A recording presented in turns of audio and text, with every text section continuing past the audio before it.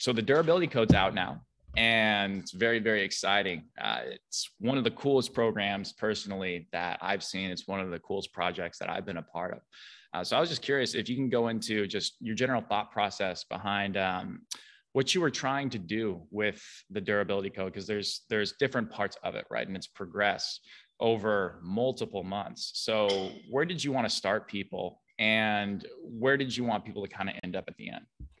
Yeah, so we have the two different programs, Restore and Prime. And Restore is the first 8 weeks. And that's kind of like you're restoring the ranges of motion that you should have as a human. You're restoring your spring load tolerance. So getting people back into plyometrics, right? In Prime, we get into more of the like, let's actually, prepare you for the court. Let's prepare you for sports. But Restore is like, let's just become the highest functioning human that we can possibly be.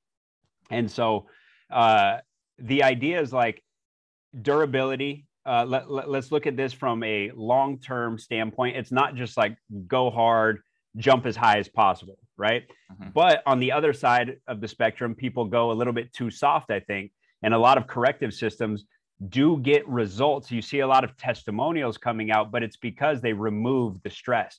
So you removed all stresses. You didn't load them at all.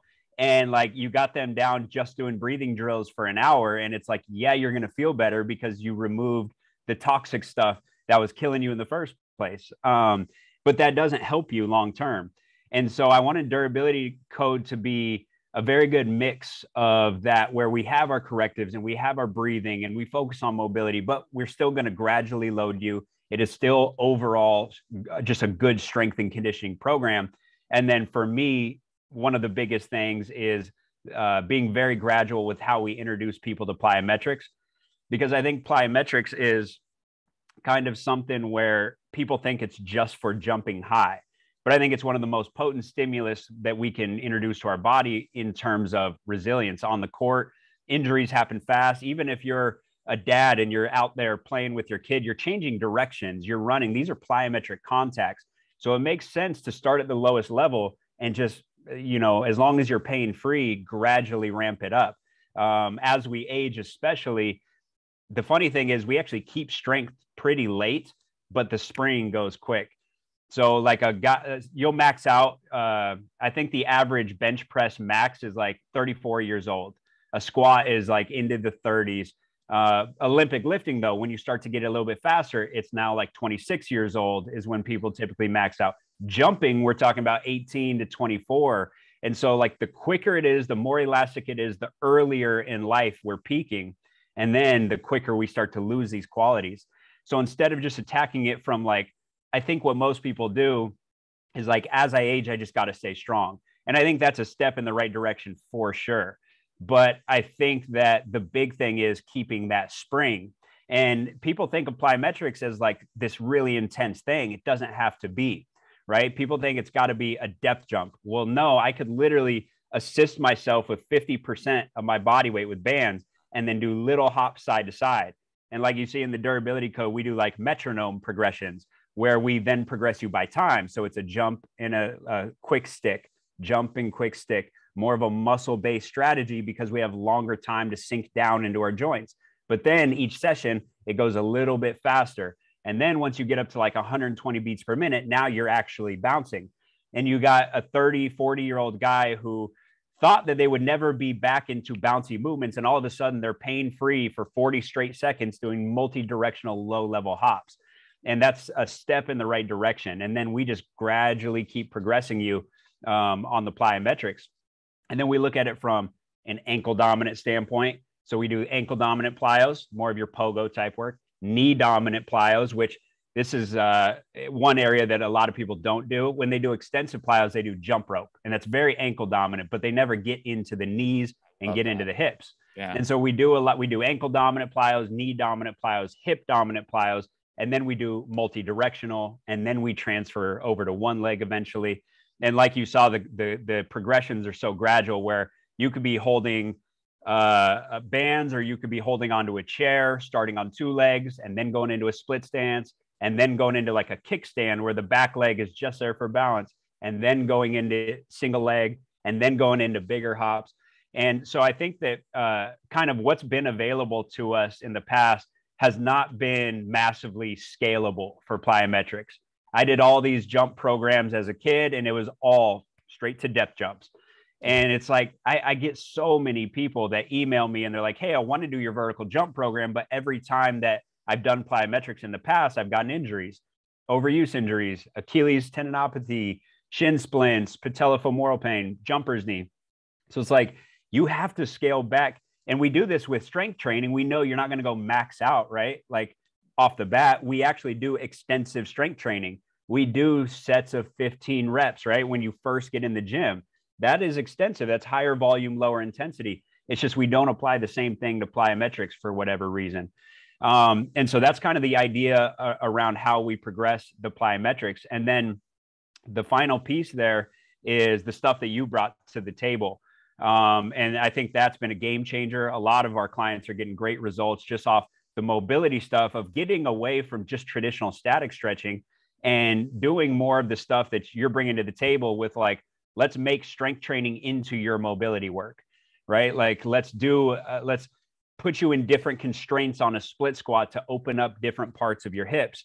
Let's do a certain type of row to open up, rotational capacity. All the stuff that you do, the breathing stuff that you bring to the table.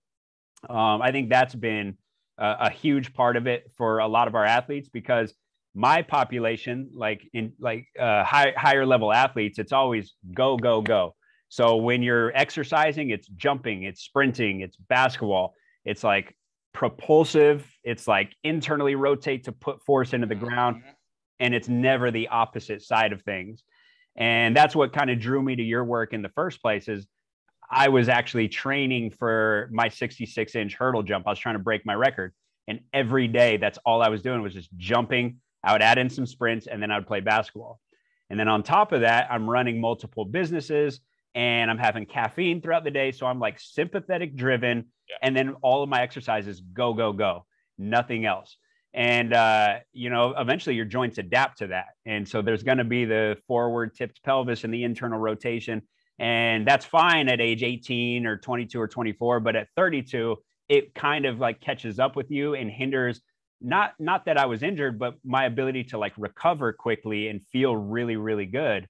And so when I actually hired you and you did an assessment and just gave me, a couple weeks worth of work of bringing me to the opposite side of the spectrum of like, let's get away from my shallow breathing. Let's actually like open up, breathe into the right areas. Let's get my pelvis back a little bit. Not that I'm going to all of a sudden be in a posterior pelvic tilt, but like, let me reverse what I've been in and like show my nervous system these different options. And so that was huge for me. And then the timing worked out perfect where I was already working on the durability code. And I'm like, we got to have Connor involved in this because I want everybody to experience what I've experienced with my body. And so having you on it has been huge. I've had so many people who have emailed me, or I was at this clinic and a guy came up to me and he's like, hey man, the limiting factor in my career has always been how tight I am. And he's like, what's the right stretch? And I'm like, if the limiting factor of your entire career is how tight you are, I guarantee you've tried every stretch. Like, I guarantee you probably know more stretches than I know. Yeah. And he's like, yeah, you're right. Like, I spend all of my time stretching. And I'm like, it's not working.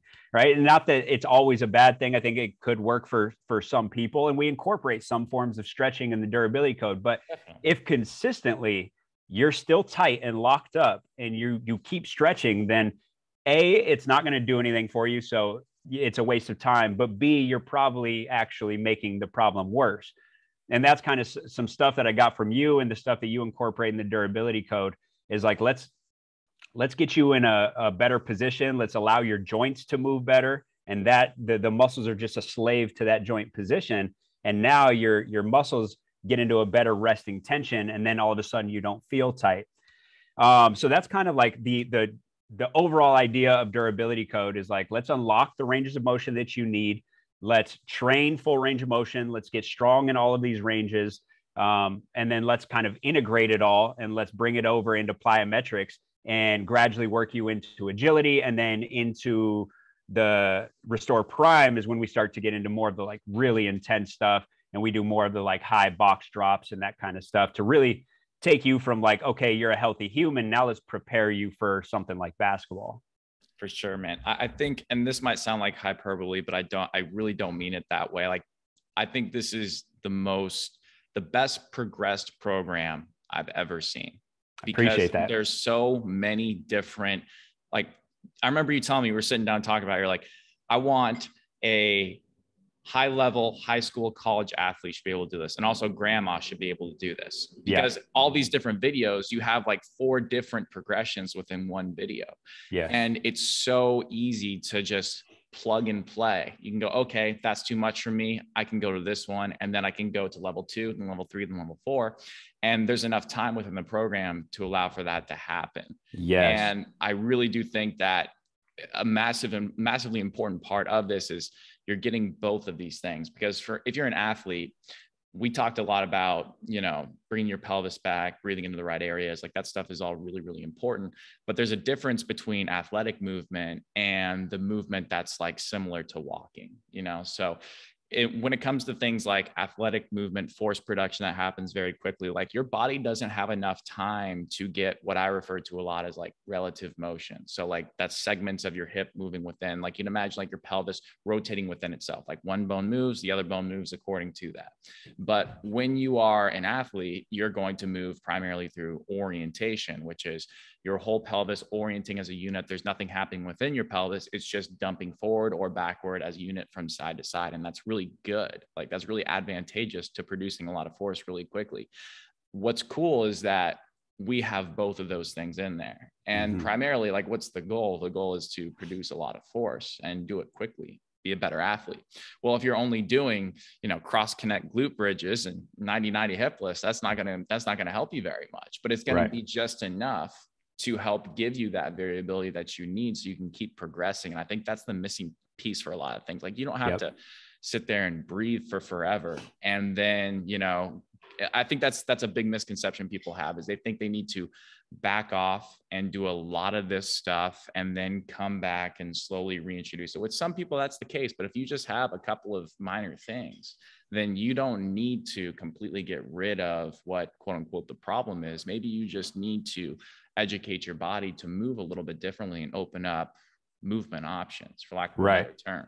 Absolutely. Yeah, no, that's a great point. And we sneak it into the warm up. We'll sneak it into the cool down, right? It's really not going to interfere with your session. So people on this program, sometimes they come in and they're expecting like some like soft corrective. It's a good overall strength and conditioning program. People are getting more explosive. People are getting stronger. People are losing body fat, gaining muscle. So like, that's the key, is we can't just deload people. Like, we have to get them stronger and more resilient, but we do need to expose them to the opposite side so they don't do what I did, where it's all go, go, go. Like, let's also get that variability, because in general, that's what athletes are missing, because we specialize in sports so early on. And that's quite literally what we lack, is we do the same repeated movements over and over and over again. And so if you grew up and through high school, you played soccer and basketball and track and field, you probably expose yourself to all these different movements. But if you only play basketball, you expose yourself to certain sets of movements and you lack other ones. And so part of like the durability code and performance training in general is we got to be like, hey, these guys are specializing in one thing, and we got to expose them to a lot like this variability because they're missing out on it through other sports. Absolutely, man. I got a question for you. When it comes to these plyometrics, do you see, because for me personally, like through my lens, the human body is the human body, and there are individual differences. But at the end of the day, like there's only so many ways you can compensate and find what you don't have. So there are generalities you can draw as to like, what is the average person going to be presenting like, and what is the average person going to be missing? What do they need? Obviously, I can't say everyone's going to need this or everyone's going to need that. That would be irresponsible of me. But is there perhaps like a and when it comes to the plyometric and the elasticity, like, do you find that there's commonalities between the average person? Like, did you take that into account when creating these progressions of like, I know the average person's probably not going to be very good at blank, therefore I want to progress it like this? Absolutely. Well, the number one thing is the skill of plyometrics itself. Okay. People think of it as a physical quality, and that's a part of it, but probably the bigger part of it is the skill of plyometrics. We talk about the pre-activation before the foot hits the ground. That's when like these muscles are kicking on to then protect the joint. It's these co-contractions that actually protect the joint, and then being able to isometrically, kind of eccentric, kind of isometrically lock up this muscle. Like the calf, for example, has to lock up to allow the Achilles to stretch. But some people don't have that timing down. And so it doesn't matter how strong your lower leg muscles are. If they don't work together at the right times, then all of your elasticity is killed, and you're probably going to end up with shin splints and patellofemoral pain. You're just not handling impacts very well. And so that's the main thing, is I think people spend a really long time on like lower leg isolation training, and we'll do some of that. But what I've really found is it's about that skill of teaching the muscles to work together. And that's why these like lower level extensive plyos matter so much, is because you introduce it at the safest level, the lowest level, and you can start to build this skill of like, okay, when I jump 2 inches, my muscles are contracting at this certain time in a certain amount. Then when I jump 4 inches and then 6. And so when you gradually scale it up, and then the other thing is, I think people get a little too linear with it. So it'll just be like pogos. But like, what about the medial aspect of the ankle, the lateral aspect of the ankle? When we start to go side to side, it's entirely different muscles being fired. Right. And so the multi-directional aspect to it. And then when we start, people notice, like, we get a lot of questions on this, like, what's up with the cariokas? What's up with the skipping? Like, we don't most people do like a carioca for a warm up for 30 seconds and then move on. We'll extend it out for several minutes, not at one time, but you know, you'll accumulate 2, 3, 4, 5 minutes of cariokas. And these are low level plyometric contacts, and it's very scalable, different levels to it. But I'm going now laterally, I'm getting adduction, abduction, supination, pronation. And so like I'm challenging that skill side of plyometric contacts. And so when we start to challenge kind of the nervous system and not just like the muscular strength itself, I think that people really start to get that skill side down, and it goes a long way when we get into the more intense plyos. So I would say that's the number one thing, is that skill aspect. In general, people lack reactive strength. Like, there's a lot of people, a lot of athletes who they do so much lifting that their concentric power is going to be through the roof. And they might even have good eccentric strength. But when it comes to reversing, that point of reversal, how do you get out without feeling like you're stuck in quicksand? That's one thing that a lot of athletes lack. And so that's where the plyometrics really comes into play. I think, yeah, you hit a couple of really good points there. The first one that came to my mind was the idea of co-contractions and the pre-activation. I think that's something that a lot of people and athletes don't really think about a lot. Could you expand upon that? Because I remember actually looking at one of your posts, and you were talking about stiff leg landings versus these soft landings. And you had some really cool thoughts on that, because I remember when I was first learning these plyos and like extremely basic plyometric progressions, I'm talking like non-counter movement and counter movement. You go to double contact, continuous, and like just go kind of like out from there. And a lot of people wanted these softer landings, and there's a time and place for that, but there's also these more stiffer leg landings. Could you maybe talk about that and draw that into co-contractions a little bit? Absolutely. Yeah. I mean, we'll occasionally teach the softer landing as a training implement, because if you're going to do a bunch of jump training, then you want to have that skill to be able to kind of sink down in your joints, absorb over a longer period of time. That's going to be less peak forces shooting up through the shins, through the knees. So it's nice to have, but at the end of the day, when you really study landings on the court, it's stiff leg landings. And I don't mean completely stiff. There's going to be a little bit of a knee bend, but it's really just hitting the ground and boom, sticking that. And it's sort of like a catcher. If you've ever like caught like a fastball, it's not like this, it's not like this elastic process. Once the ball hits the palm, it's boom, it just automatically contracts. And when you're landing from a 40-inch jump, And normally you're landing on one leg because you were reaching in the air, so you're off balance. That's what it is. It's almost like that viscous response of just like boom. And it would actually be more dangerous to try to sink into your joints at times. So that stiff leg landing is actually very protective, and people try to get away from it, but it's like, it's inevitable. I don't care how much you teach the soft leg landings in sports, there's going to be a lot of those more intense landings. So or those stiffer landings, I should say. So I just want to prepare you for that. And a lot of that is the co-contraction, because when you hit the ground, you know, I think an ACL tear happens in like 60 milliseconds. Wow. And you can't reach maximum force in 60 milliseconds. It takes much longer to reach maximum muscle force. So if you're hitting the ground and then kicking on the muscles, it's too late. Your joints aren't protected. So now if my foot and ankle complex isn't protected, well, up higher in the chain, I might then dive into a knee valgus. And then people go, oh, knee valgus is bad. Well, maybe not. Maybe it was simply the pre-activation wasn't there. The muscle didn't kick on at the right time or the right amount to protect the lower leg. And so I think that is huge. There's some interesting studies on like different box heights and how we can train this. A lot of times at the lower box heights, you get a good pre-activation, but when you go really, really high boxes and you drop off, you actually get less pre-activation because your body is telling you, hey, you need to sink into this and absorb over a long period of time. And so that strategy is to actually quiet down the pre-activation. And the second line of defense I consider to be the stretch reflex. Once the foot does hit the ground, that stretch reflex kicks on. You quiet that down as well in order to not stop yourself quick and allow yourself to sink into your joints. And so dropping off high boxes is great, but you have to have a joint angle cutoff. So you'll see like in the Prime program, when we do our altitude drops, not depth jumps, but just dropping off and springing out of the bottom. We'll start at like your vertical jump height, and then we progress by 2 inches per week, as long as you're pain free. 2 inches per week. And shoot, if you get up to 40, 50 inches for a basketball player who might jump that on the court, that's a good thing to be able to land that.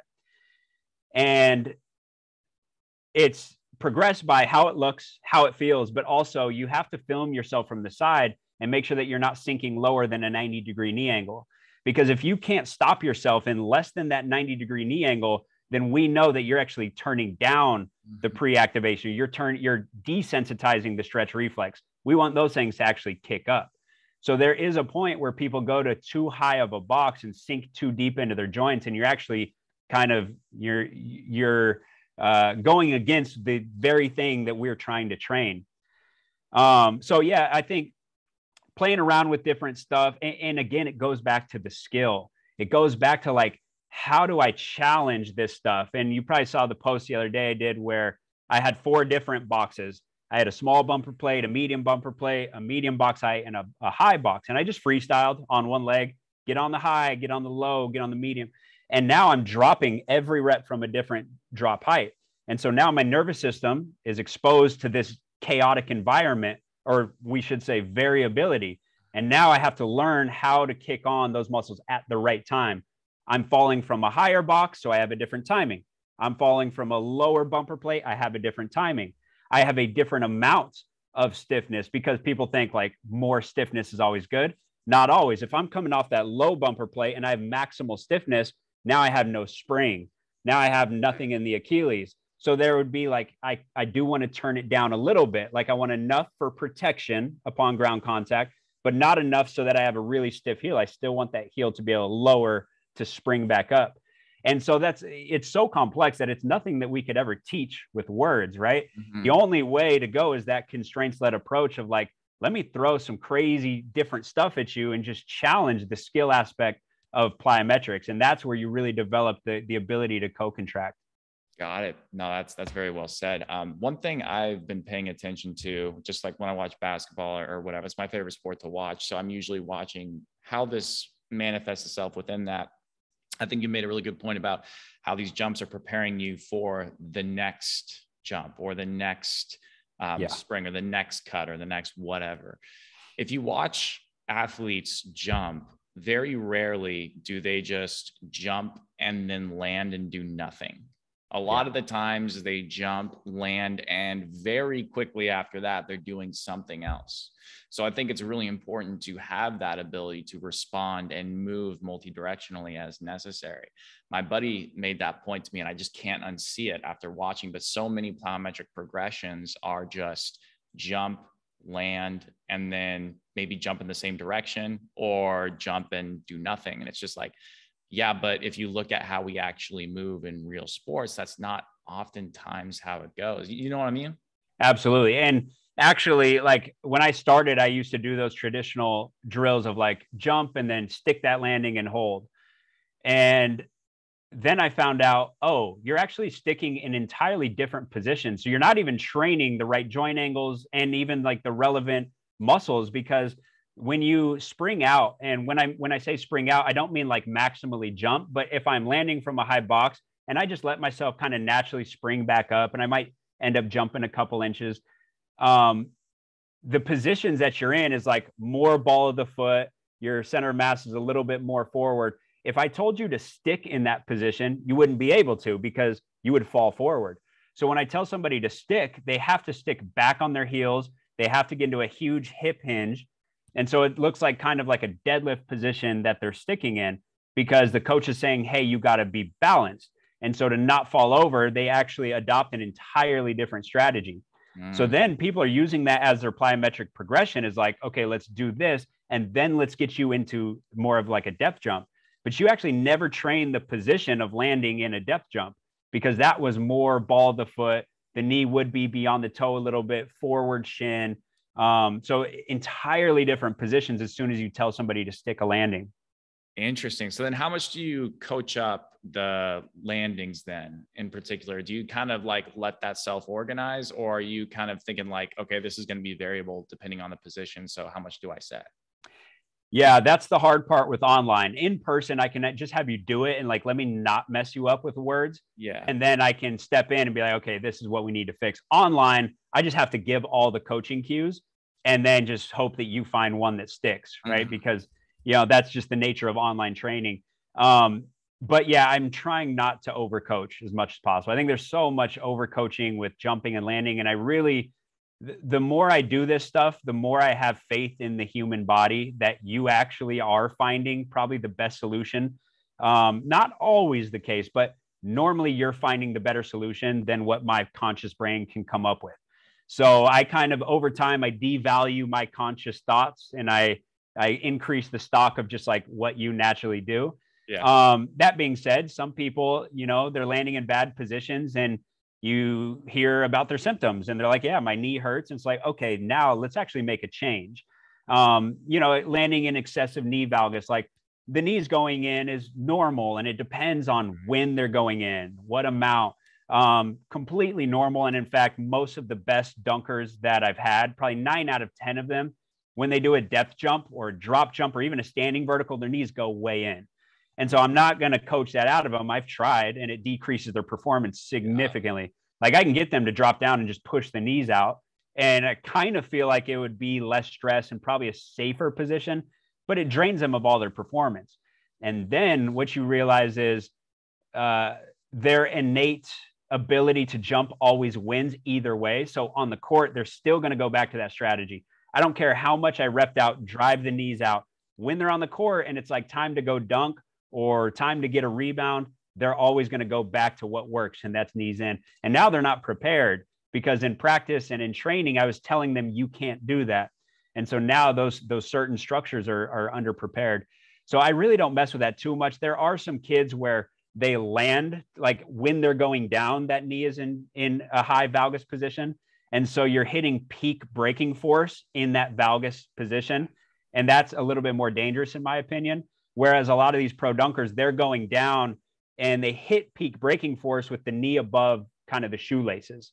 The knees are not in at peak braking force. And then when they transition to get in concentrically, kind of at the very end of that amortization phase is when the knees will start to dip in. So it's kind of different where all these injuries happen at that peak braking force. Like, have you seen an ACL tear on a concentric portion? I haven't seen any. I don't know if it's happened. It's usually that peak braking. And so if they can absorb in that position with the knees not in, or if it's in, it's just true hip internal rotation. It's not tibial external rotation with femur internal rotation. But on the concentric portion, if it is going in and then coming out, I'm not worried because I found that is a completely normal thing. And I think that I've learned like from guys like you and Bill Hartman, like looking at their structure, looking at their ISA, and like that's going to kind of show you some things of will they thrive off that internal rotation or will they not. I just had a guy who was in here, might be the best jumper in the world, and he had like a 47 standing or something like that, and then a 50 running. And he was wide ISA, thick guy, looks like a bodybuilder.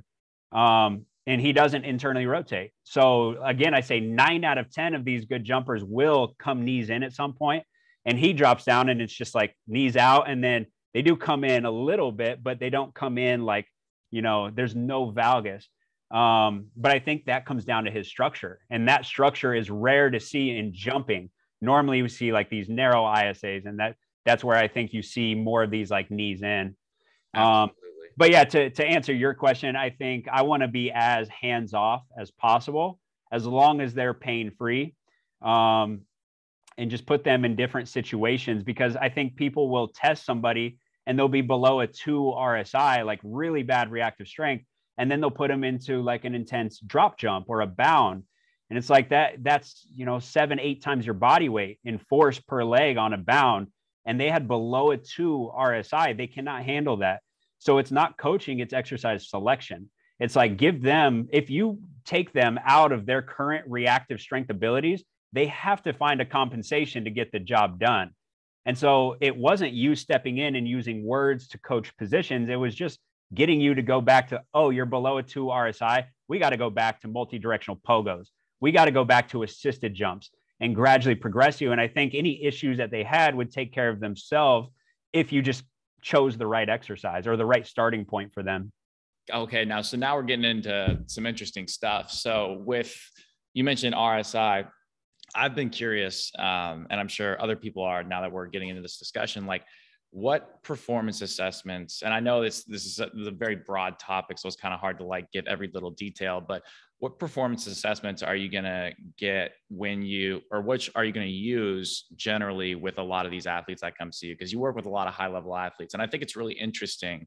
I think we'd have a cool conversation as it relates to, you have this lens of what you do, and it works really well. But now that you've been diving into a little bit more of like the biomechanical side of things, like the ISA theory, I think it's cool to hear how you would kind of mold them together a little bit and kind of like what you're looking for, what commonalities you see. But I guess my first question would be like, what performance assessments do you primarily use with most of your athletes that come in?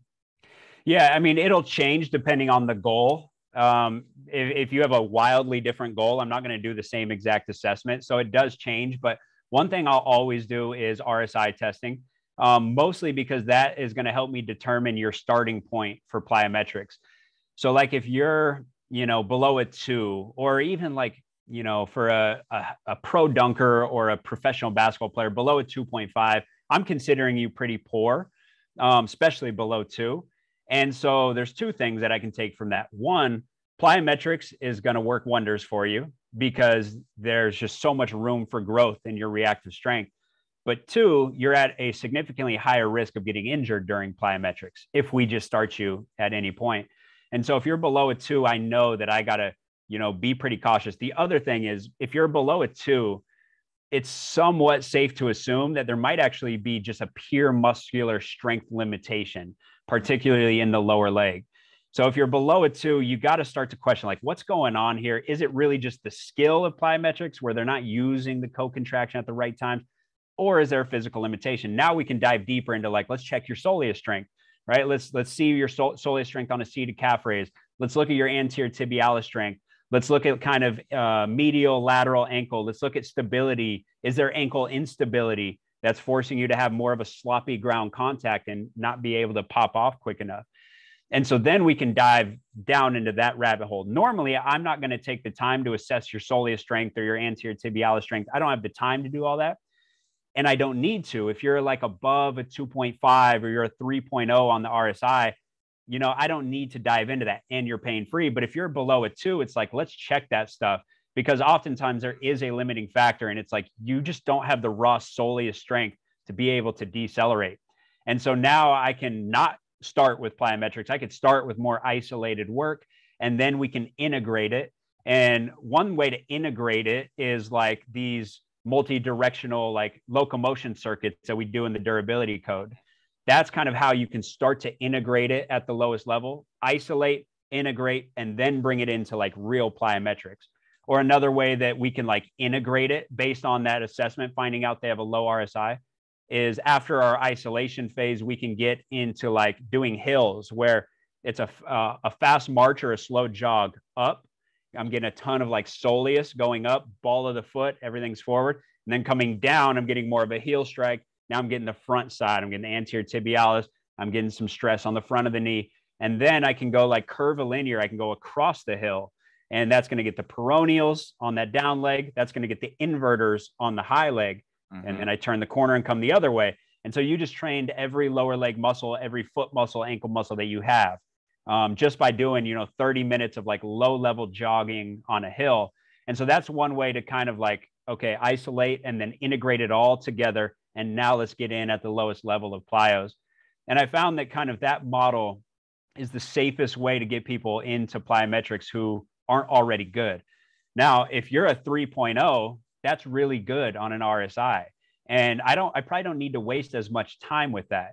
Will it hurt you to go do these hills? Probably not, but I can probably start you at a higher level of plyometrics, because I do believe that it's detrimental for us to start at too high of a point, but it's also detrimental for us to start an athlete at too low of a point, because they might be prepared for a certain level of plyometrics or loading in the weight room. And then we're so like conservative that we start them at such a low point that they actually get a severe detraining effect.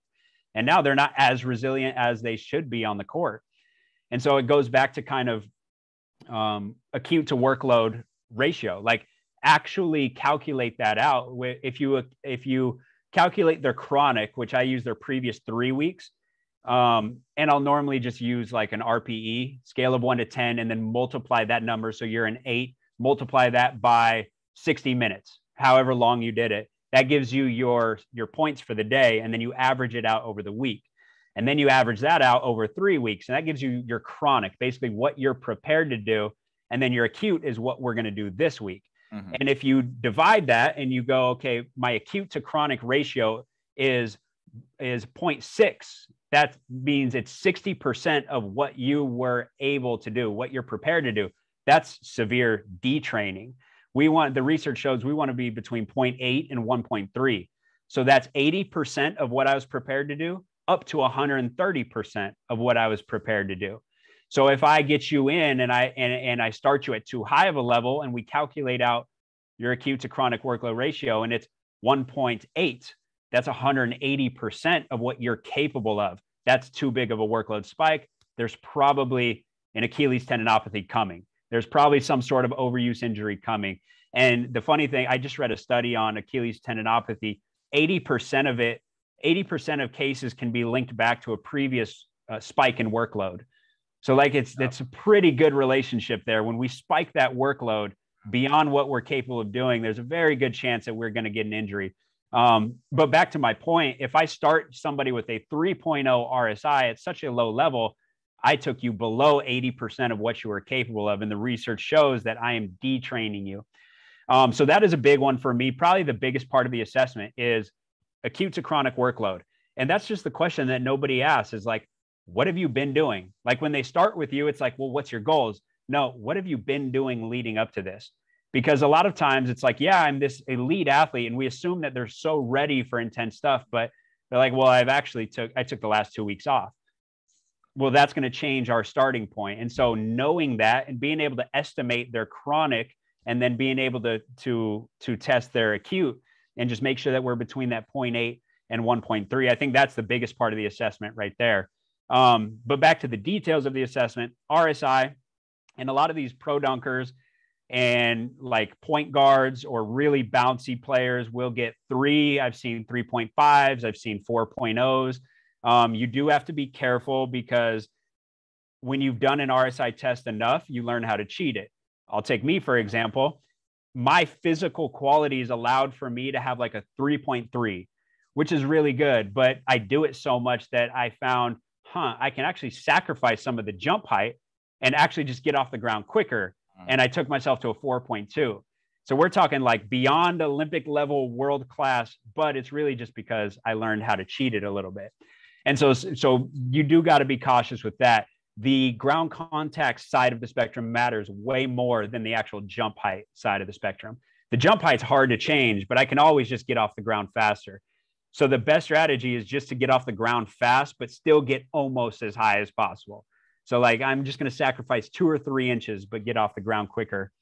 So you do got to be cautious with that. And sometimes when you monitor over time, like every month you go back and do this test and they make this crazy transformation. Sometimes you're like, oh, what I'm doing is working so well. No, they just learned how to cheat it.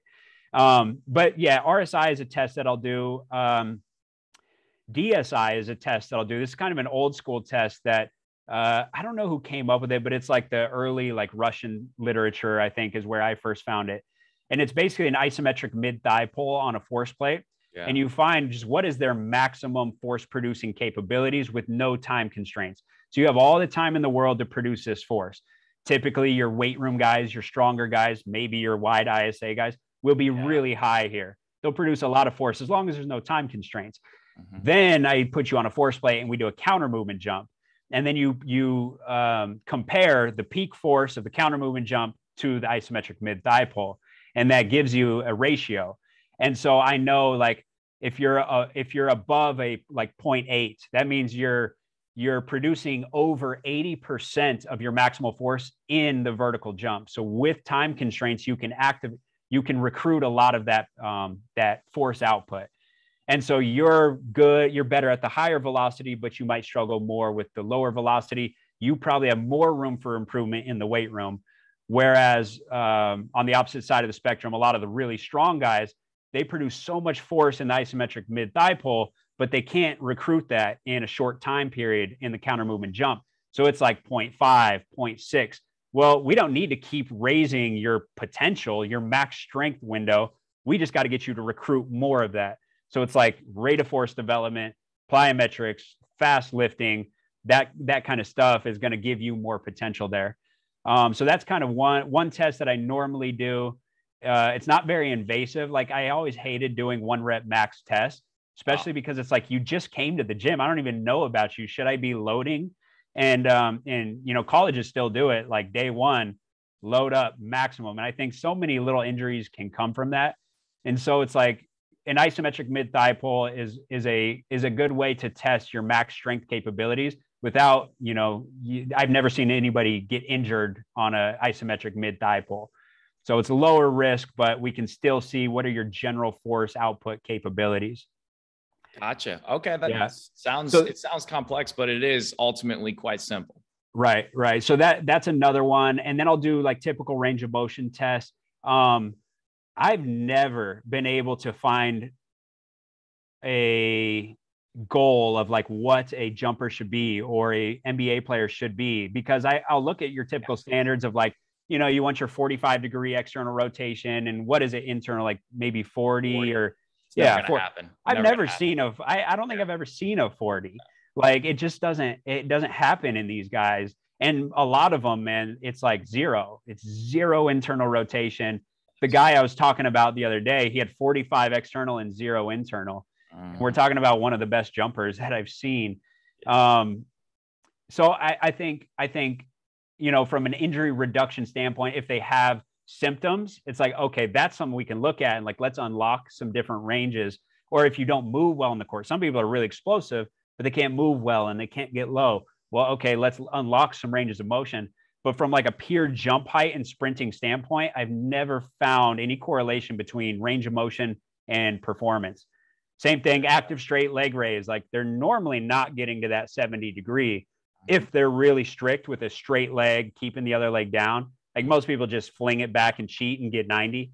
But like the way that you do it, a strict active straight leg raise, man, it's pretty rare to see a true 70. And so I've just never found like real standards, but it is good data to get and to monitor over time. So I will do like that traditional stuff. I'll do traditional ankle mobility assessments. because I think ankle mobility is important. I think that ankle mobility isn't as plastic as some people think. I think if you're lazy and inactive, or you have a previous injury, we can make big improvements in gaining back what you naturally had. But I do think the structure of the ankle, the length of the Achilles, I think some people have just a short Achilles, and you're not going to stretch past that, or a certain, certain stuff in the ankle joint where you're just not going to stretch past that. So like your typical soleus type work or strengthening in that max dorsiflexion range, I think it can unlock some range of motion for sure. But I think that that's maxed out relatively quick. And I think people look at like a Michael Jordan on the court getting a really big forward shin angle, and they're like, look at that dorsiflexion. I want to get that. It's like, well, look at his ankle structure and look at how long his Achilles is. So look at the potential for stretch. And so I'm kind of a little bit more pessimistic on that side, just because I've been doing this for 12 years, working on ankle dorsiflexion. You'll see improvements, but it's not like unlimited where you're going to see this linear improvement throughout your career of it continues to get more and more mobile. That being said, it is important for things like reducing risk of patellar tendinopathy, just having adequate ankle dorsiflexion. It is important to gain access to the power of your quads, because if I can't sink into my ankles and I have no ankle dorsiflexion, then I'm stopped really short. I can't get big knee bends. And so it gives you the access to the quad. So having good ankle dorsiflexion range of motion is really important. And so that's something that I'll test. And if they're weak in it, I will try to improve it.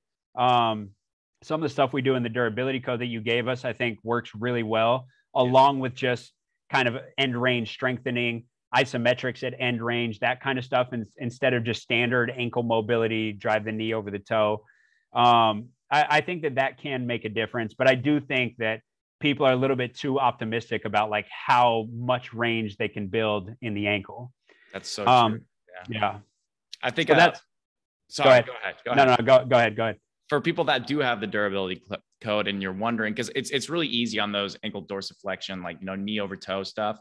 It's really easy to cheat those. And it's really easy. I'm sure you've seen it time and time again. It's so easy to like collapse the ankle in. It's so easy to push the knee outside and lift the heel off the ground. It's really, but so for the average person that doesn't have us there to watch them do that, a simple little thing they can do is go off of their knee flexion. So you can lay prone, put something underneath your low rib so you don't arch your back, and then just pull your knee to your butt. And that's a measurement of tibial internal rotation, which I commonly find is very, very limited in basketball players. And again, you're right. It's like, how much of it do you really need? But what I've found is that if you kind of gather a lot of data over time, and this is the only thing I've found to like really consistently work, and you have, it doesn't matter if it's a basketball player, it could be like really any athlete, like you understand what their measurements are, you understand what their workload is first and foremost, and then you kind of have like a range, and you see commonalities over time of like, okay, my hip flexion is right now 95 degrees. And I see a commonality of when it dips below 85, things tend to feel a little bit janky, or this injury tends to pop up again. And it can be that simple, but oftentimes it's not that simple. You got to cross-reference multiple things together. But my point is that if you are gathering enough information over a long period of time, you can see at what point do you start to feel worse, and then you can intervene to just do a couple of adjustments, and things tend to work themselves out. I don't know if you've experienced anything like that, but that's kind of what I've noticed over time. Absolutely. But I like how we kind of attack it in the durability code, is like, you can improve ankle dorsiflexion by not just attacking it itself. Like, let's look at a top-down approach as well. Let's restore some internal rotation at the pelvis. Like you said, let's restore some internal rotation at the tibia. And all of a sudden, it's like you're getting down into a deep squat, you're getting dorsiflexion, and you didn't have to tug on the soft tissues over and over again.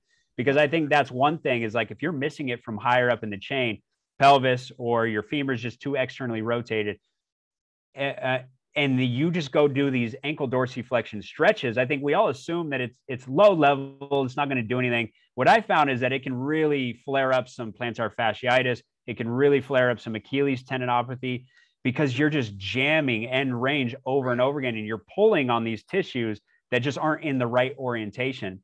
And Yeah. So like fix it from higher up in the chain, and all of a sudden you restore. And so like the rolling arm bars that you showed me, we use those over and over again in the durability code. When I do those, like 10 reps of those, it unlocks so much of my IR that I could just sit down in a squat so well. And my squat feels less sticky, and I can get through any range I want. And I feel like I have so much dorsiflexion all of a sudden, but that came from higher up in the chain. Absolutely, man. No, that's so true. And I love what you said about jamming the end range. That's something people do with static stretching, so many different types of mobility work. And it's like, yeah, what a lot of those things are doing, and I don't want to like name system names or anything, but like a lot of those end range mobility things, they're assuming that you are in a position of quote unquote more neutrality than a lot of people have. So like, yeah, ideally, if my scap could glide on my rib cage, I should be able to take my arm overhead and do some oscillations there to work in range shoulder flexion. But what if you can't do that? What if your scap can't actually glide effectively on your rib cage because it's in a crappy position, and you're just going to tip your entire thorax back, and then you're just going to do some stuff that's going to keep inflaming that area. You know, that's what I think. That stuff isn't useless, but I think it takes a assumption and it jumps to that without understanding like there's these, back to that term, relative motions that need to occur for you to actually get there in the first place. So that's just totally spot on. Yeah, so many people are just tugging over and over again, and like you said, just creating more inflammation. And like in the case of the Achilles, like, you know, you want to limit how much of that stuff you do. Like we'll do some dorsiflexion squats where you're trying to, you know, drive the knee over the toe. We'll do some of that stuff, but I think people do a lot of that, and you are getting a lot of compressive force on the insertional part of the Achilles, because it's not just the tensile force, it's also the heel bone, you know, that it's that compression in the insertional portion of the Achilles when that shin is so far forward. And so, yeah, we want some of that, but like, if that's your main form of mobility and you're doing this every single day, I've seen it cause just as much problems as it's cured, right? And I'm not saying it can't cure some people, it can help people. But I also see a lot of cases of like, why does my plantar fascia hurt all of a sudden? Why do I have an insertional Achilles tendinopathy all of a sudden? When you could take such a less invasive approach, or a lower risk approach of like, let me unlock the position, let me unlock the internal rotation, let me learn to pronate the foot better, and now I'm not just tugging on these tissues over and over again. Absolutely, man. Absolutely. Are you ready for some quick rapid fire Q&A? Let's do it. I'm bad at rapid fires because I usually give the answer and then I try to describe it, but I'll try to just give the answer. Do whatever you feel is best. We'll start off with I'll say who asked the question. So we got I'm Hungry 24 asks, thoughts on the functional movement system for athletic development? Functional movement screen? Yeah, so I guess he means FMS. FMS. Okay. FMS. So I kind of ditched it largely. The principles and the concepts still stick with me, that like, let's look at overall general human movement. Like, let's look at your deep squat. Let's look at your hurdle. Let's look at your lunge. Like that stuff's important. I did get like certified in FMS, and I just never found any correlations between it. And the research actually after never found those correlations that it can predict injury. So I think that's pretty wild. You know, Lebron has probably one of the worst FMS scores of all time, and he's the most durable player of all time. But those concepts of like, let's come up with a somewhat objective scale to rank ranges of motion. And I think that that's important. So I would say I still take concepts from FMS, but I just insert different tests that are maybe more relevant to my population. And I don't put too much weight on it.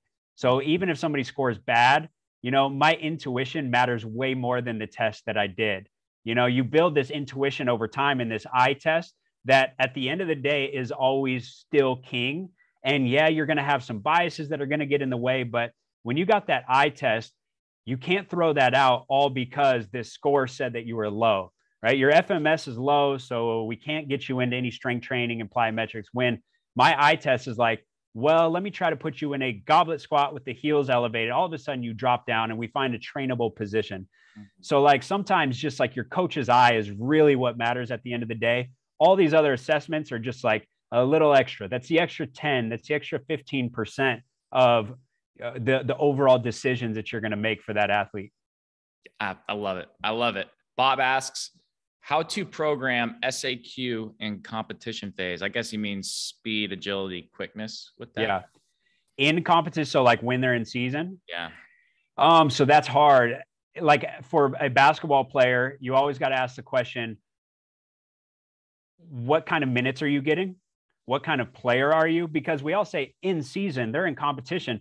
Half the team isn't getting minutes. Half the 5, 6 players are getting under 10 minutes a game. So that's actually the easiest time in their entire training year. And then after that, they go to AAU where they might be getting minutes and they're traveling around. That's actually their intense time.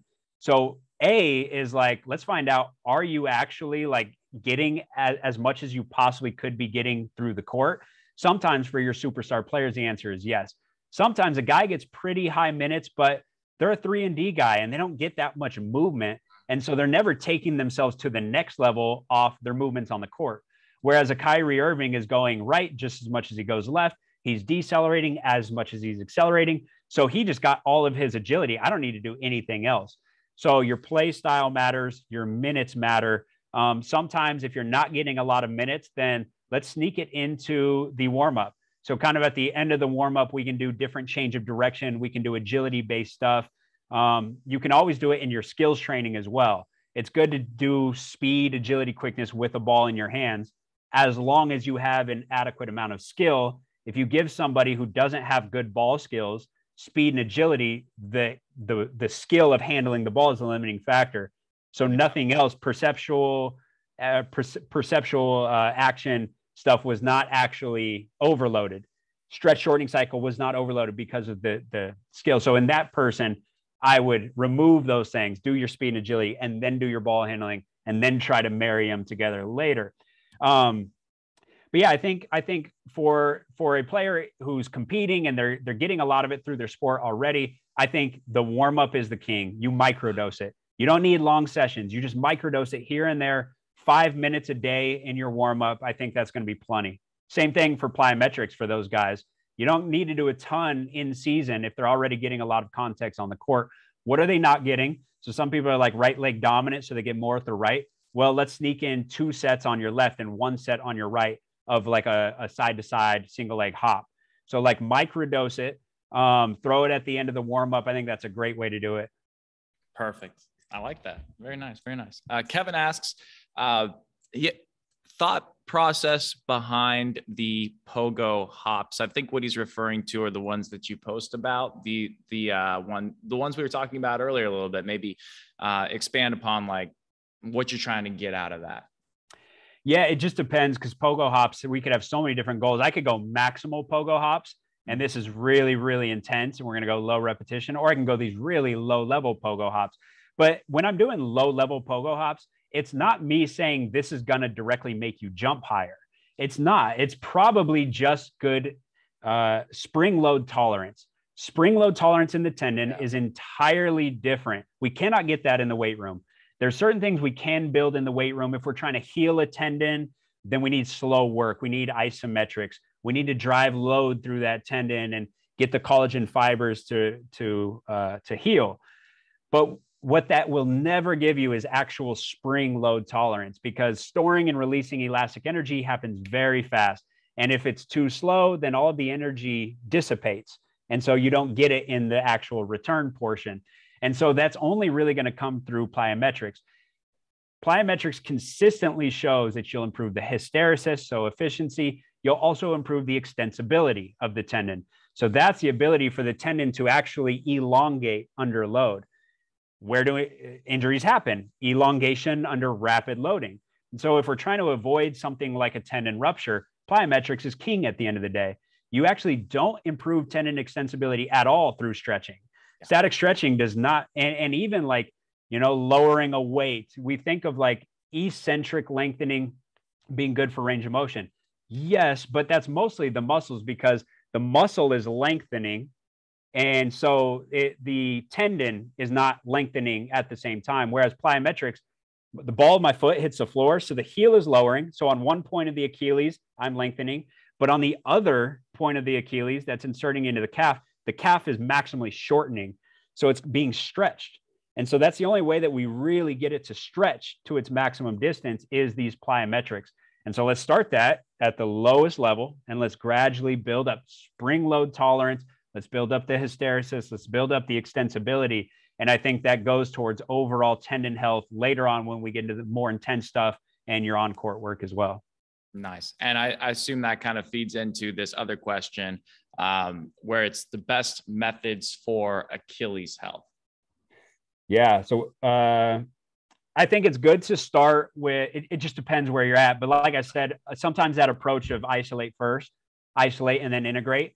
Find out, do you have like one muscle that's weak? And you don't have to be a scientist with your assessment. Normally it's like when you go play basketball, is there one muscle that's consistently achy the next day?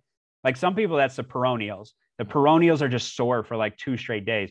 Well, maybe we want some of that lateral ankle work in just isolated fashion, or single leg stuff where all of these muscles have to fire and kind of work together. Or maybe your anterior tibialis is just consistently sore. Maybe we need some slower work and build that up. And so isolate, fix any like major limiting factor, and then integrate.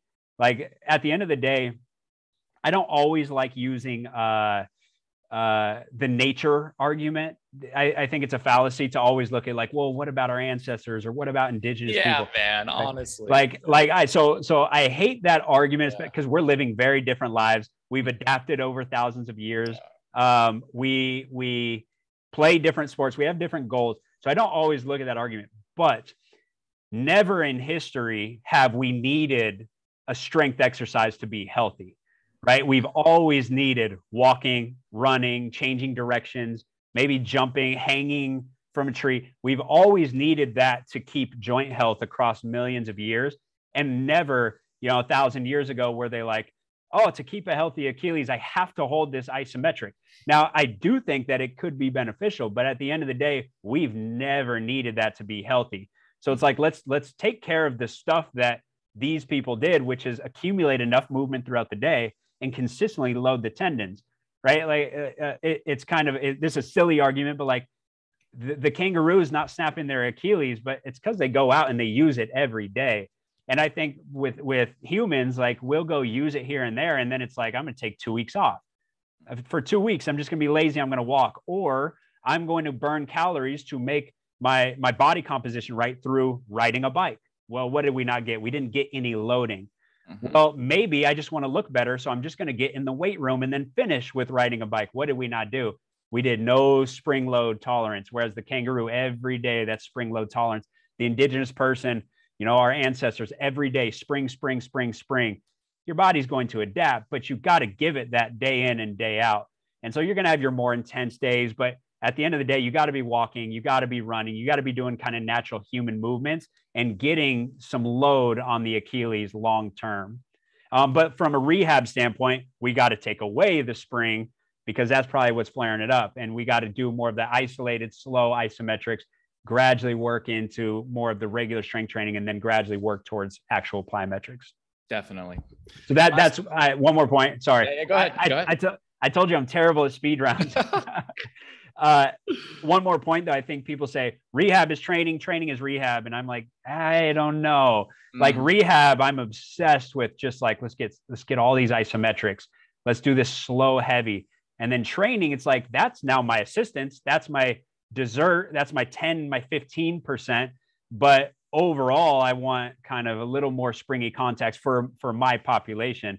And so I think late stage rehab is similar to training, but early stage rehab is not very similar to training. And when you try to make those two things the same, you're massively underloading the healthy athlete.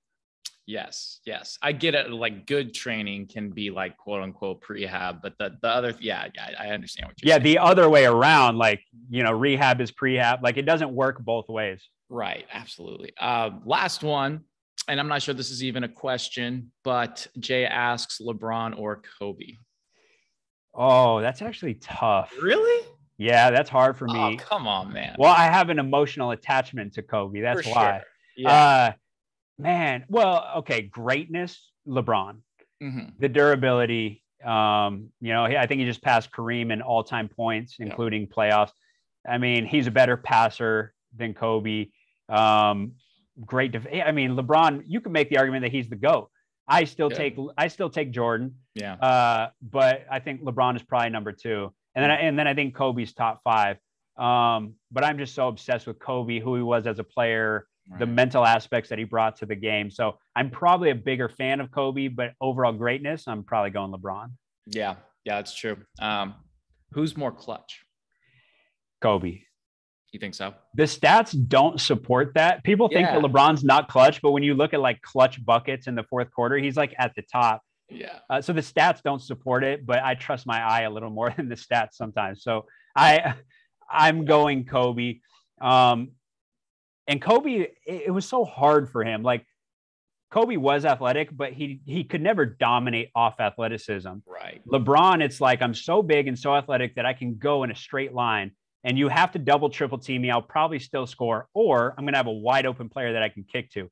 Right. Kobe's clutch buckets were like tough shimmy, like fadeaway, deep twos, and like very difficult, low percentage shots, and he would make them and win games. So yeah, I'm going Kobe. It's a good point. I remember there was a game, I think 1 or 2 weeks ago, the Lakers were playing the Warriors, and it was like way closer than it should have because Lakers are playing like crap right now. Yeah. But LeBron got fouled, went to the free throw line, had 3 free throws to tie the game. And absolutely, I would bet you everything that not one human in that arena thought LeBron was going to make all 3 of those free throws because he had to tie the game. It's like, no chance. He doesn't have that gene. But I can see what you mean in terms of like how hard it was for Kobe. But I do think LeBron is one of the clutchest people ever. It's hard to look at. He's very clutch. Yeah, he's very clutch. And it's easier to be clutch when you have more options available for you. Like I said, he's so big, he's so strong. And then people underestimate the importance of being tall with passing. Like he sees over defenders. So he can come off a pick and roll and he sees over defenders and he can make overhead skip passes. So like any pass is available to him at any point in time. So he has so many options on offense, from passing to bully ball to a mid-range jump shot to his 3 has gotten more consistent over the years. He has so many options that I think it's just easier for him to be clutch, even though Kobe probably mentally was on a little bit of a higher level. Totally agree. Yeah. That goes into the conversation we had about like LeBron being a nice guy and how that feeds into a little bit of like, I totally understand. But Paul, man, thank you for coming on. Always a pleasure talking to you, man. I learned some stuff and really enjoyable conversation, man. Thank you. I appreciate it. Yeah, I tend to rant a lot, but I think there's gems within the rant. You just got to stick with it through my rant. That's how I like to teach. Even presentations, I don't write down anything for presentations anymore. I just show up and then I just talk. But when I do it that way and it's off the heart, I think people end up getting more on the backside, as long as you can stick through the rants. But I appreciate you having me on. Always good conversations with you. Thanks, man. All right, my man. We'll see you.